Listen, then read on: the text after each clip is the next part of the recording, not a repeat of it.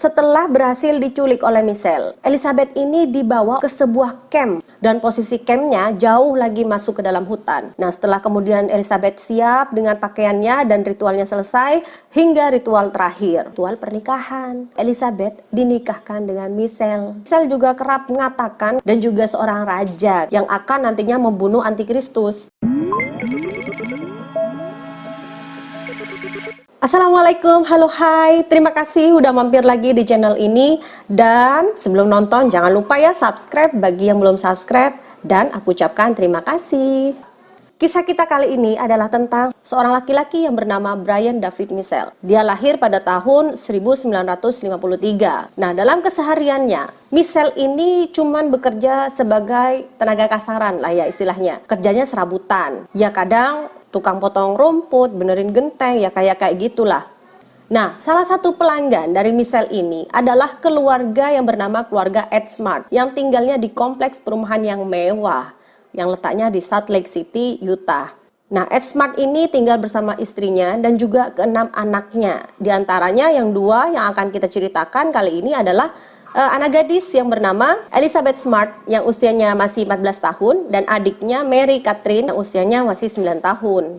Hingga sebuah tragedi terjadi di malam tanggal 5 Juni 2002. Pada pukul 1 malam, Michelle masuk secara diam-diam ke dalam rumah Tuan Ed.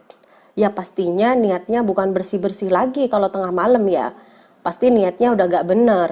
Nah, setelah berhasil dia mencongkel jendela di lantai 1, dia kemudian lanjut naik ke lantai 2. Kayak nggak peduli dengan harta benda di dalam rumah itu, dia langsung naik ke lantai 2 dan menuju kamar tidur yang mana Elizabeth dan Mary sedang tidur pulas di dalamnya. Saat berhasil masuk ke dalam kamar, Michelle dengan tiba-tiba melompat ke atas Elizabeth yang sedang tidur.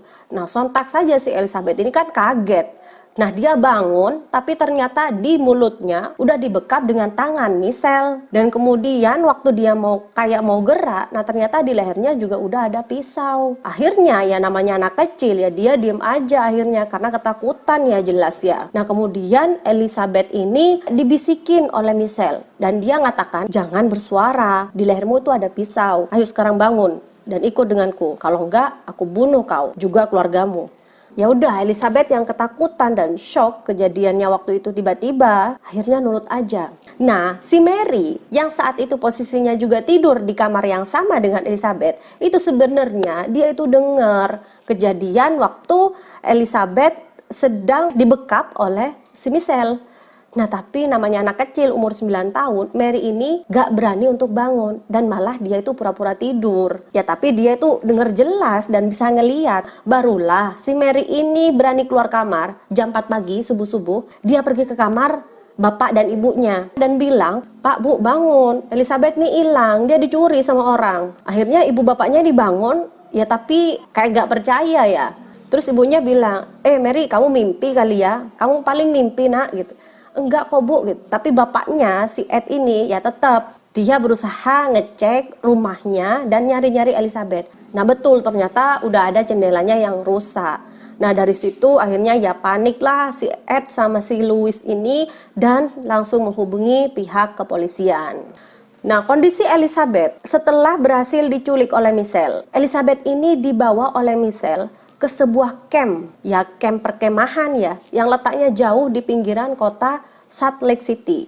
Dan posisi campnya jauh lagi masuk ke dalam hutan. Nah, setelah sampai di camp, di sana ternyata istri Michelle yang namanya adalah Wanda Barzi, ternyata udah siap-siap untuk menyambut kedatangan mereka berdua. Nah, sampai di camp ini, Elizabeth diserahkan oleh Michelle ke Barzi. Nih gitu ya, siap-siap dah. Gitu. Nah, akhirnya Barzi membantu Elizabeth untuk siap-siap. Di situ dilakukan ritual-ritual ya. Elizabeth ini kemudian dicuci kakinya. Dan kemudian disuruh ganti pakaian nih, ganti pakaian. Pakaian yang dikasihkan itu sama dengan yang dipakai oleh Barzi. Ya kayak jubah panjang, jubah putih panjang, dan juga kayak ada topi, kayak kerudung gitu ya. Nah, setelah kemudian Elizabeth siap dengan pakaiannya dan ritualnya selesai hingga ritual terakhir.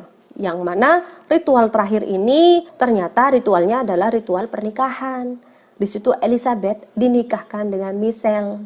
yang usianya udah bapak-bapak dan udah tua ya saat itu. Nah, kemudian Elizabeth yang sudah dinobatkan menjadi istri Michelle saat itu kemudian diberikan nama baru, diganti menjadi Esther. Nah, mulai sejak saat itu ya, perlakuannya bisa kita tebak bagaimana perlakuan yang diterima Elizabeth. Ya, mulai dari pelecehan, pemerkosaan. Elizabeth juga dipaksa membaca majalah-majalah yang gak karuan ya. Kemudian secara teratur pula dia diancam untuk dibunuh. Selain itu Elizabeth juga sering dicekoki minuman beralkohol dan juga dikasih obat-obatan yang bisa membuat badannya itu lemah. Nah, kemudian supaya nggak kabur juga, Elizabeth ini kakinya diikat pakai kabel dan kabelnya ini juga diikatkan pada pohon. Ya, sejenis kayak binatang ya akhirnya. Nah, selain itu karena Michelle ini juga nggak punya kerjaan, dia ngasih makannya juga ala kadarnya.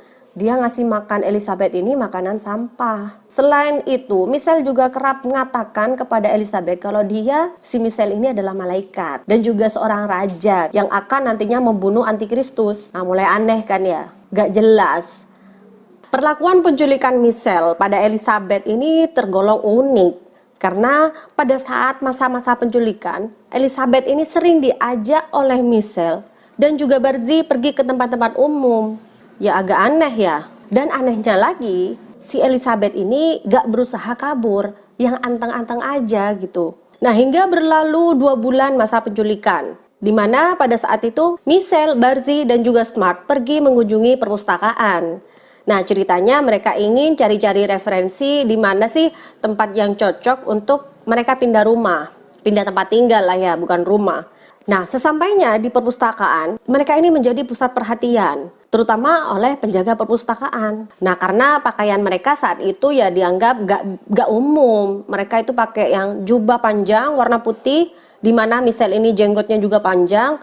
Dan juga Barzi dan Elizabeth ini pakai baju putih juga, lengkap dengan kerudung juga cadar. Pada saat gilirannya Elizabeth masuk, sempat Elizabeth ini papasan atau tatap-tatapan mata dengan petugas perpustakaan. Nah, dari sana petugas perpustakaan ini kayak merasa ada yang aneh dan mulai curiga ngelihat Elizabeth. Penjaga perpus tersebut tambah curiga lagi ya, sehingga dia cepet-cepet nelpon polisi dan minta polisi untuk segera datang. Kemudian polisi pun datang dan menghampiri Michelle, Barzi, dan juga Elizabeth. Kemudian polisi entah kenapa pada saat itu langsung menuju kepada Elizabeth. Seperti polisi ini ingin berkomunikasi dengan Elizabeth. Namun Michelle datang dengan tiba-tiba dan sigapnya menghalangi polisi itu untuk sampai kepada Elizabeth. Dengan mengatakan kalau dia adalah putri saya, Pak. Namanya adalah Agustin Marsal. Nah, kemudian polisi mencoba lagi. Polisi meminta Elizabeth untuk membuka cadarnya. Nah, tapi lagi-lagi si Michelle ini beralasan itu tidak diperkenankan dalam agamanya. Nah, saat percakapan tersebut berlangsung, si Barzi dan si Elizabeth ini sama-sama nggak bicara sepatah kata pun. Mereka sama-sama diem aja. Nah, alasannya Michelle adalah wanita itu dilarang berbicara di depan umum. Ya udah, polisi akhirnya kehilangan. Ya udah, akhirnya polisi nggak punya alasan lagi untuk menahan Michelle lebih lama lagi. Akhirnya mereka bertiga lolos. Nah, tapi setelah kejadian itu, hati Elizabeth ini kayak gimana ya? Kok aku nggak berontak? Kok aku nggak ngambil kesempatan untuk lolos saat itu ya? Sedikit aneh juga ya. Padahal di situ udah ada polisi dan udah tinggal, Pak, tolong Pak, ini saya sedang diculik dan tolong selamatkan saya. Tinggal gitu aja. Tapi ini Elizabeth enggak. Ya kenapa? Aku jelasin nanti ya. Kalau udah ada yang tahu silakan komentar di bawah. Nah, setelah kejadian itu, Elizabeth makin dipercaya oleh Michelle dan juga Barzi, sehingga Elizabeth ini dalam berbagai kesempatan sering diajak keluar rumah. Ya, kayak pergi ke toko kelontong, kemudian ke restoran-restoran. Bahkan mereka juga sempat hadir ke pesta dan juga ikut foto bersama. Ya, dengan pakaiannya yang jubah itu ya. Ya tetap aneh memang ya, kenapa Elizabeth ini kok sama sekali nggak ngambil kesempatan untuk kabur. Pencarian Elizabeth ini terus-menerus dilakukan, hingga bapaknya Elizabeth ini pergi ke stasiun televisi dan tampil di sebuah acara di situ. Dan mohon-mohon tolonglah anak saya Elizabeth ini kembalikan ya, pulangkan. Nah, hingga setelah masuk dari berita itu, hilangnya Elizabeth ini menjadi booming dan banyak simpatisan-simpatisan yang berusaha menolong dan mencari Elizabeth hingga mencapai 2.000 orang simpatisan. Ya juga selain itu pencarian menggunakan anjing pelacak, pesawat, dan lain-lain sebaran situs web di mana-mana. Tapi ya tetap aja Elizabeth belum berhasil ditemukan. Nah, polisi dalam kasus ini sampai punya banyak kandidat calon tersangka. Nah, salah satunya itu namanya Richard Ritchie. Yang mana sehari-hari Richard Ritchie ini juga menjadi tukang yang pernah kerja di rumahnya Ed, bapaknya Elizabeth. Tapi tuduhannya tidak berlanjut. Karena Ritchie ini meninggal mendadak karena pendarahan otak. Sampai-sampai karena pencarian kasus Elizabeth ini yang mumet, munyer, udah kemana-mana, gak ketemu. Akhirnya polisi sampai-sampai berhasil menangkap banyak penjahat yang selama ini dicari-cari dan buron, gak ketemu-ketemu. Nah itu ketemu akhirnya. Akhirnya kasus Elizabeth yang hilang ini belum juga ada titik terang. Hingga sampai bulan keempat penculikan. Pada Oktober 2002, Mary, adiknya Elizabeth, yang saat itu menyaksikan kejadian penculikan kakaknya, tiba-tiba bilang ke Ed kalau dia itu sudah mulai bisa ingat suara yang pernah dia dengar malam penculikan itu. Pak, kayaknya aku kenal nih suaranya. Itu suaranya si Immanuel, tukang potong rumput rumah kita yang juga biasa benerin genteng. Nah, akhirnya dari keterangan Mary inilah bapaknya segera lapor lagi ke polisi. Dan polisi segera membuat sketsa wajah Immanuel alias Michelle. Nah, kemudian sketsanya ini ditampilkan di media dan juga televisi. Nah, pada saat itu keluarga Michelle yang gak sengaja ngelihat berita itu, ya kayak keluarga yang sportif banget nih mereka ya, malah nambah nyerahin foto si Michelle pada polisi. Gimana gak jadi warga negara yang baik nih keluarga Michelle ya? Beda dengan Michelle. Nah, hingga kemudian pada tanggal 4 Maret 2002, ada seorang laki-laki yang sebut saja namanya Tomin gitu ya, sedang jalan-jalan santai. Nah, saat jalan-jalan itu, tiba-tiba dia nggak sengaja ngelihat seseorang yang wajahnya mirip dengan wajah yang dia lihat di televisi yang judulnya Most Wanted. Ya, wajahnya Michelle. Nah, akhirnya si Tomin ini langsung nelpon polisi. Akhirnya polisi segera datang ke lokasi dan menemukan memang ada orang yang dimaksud.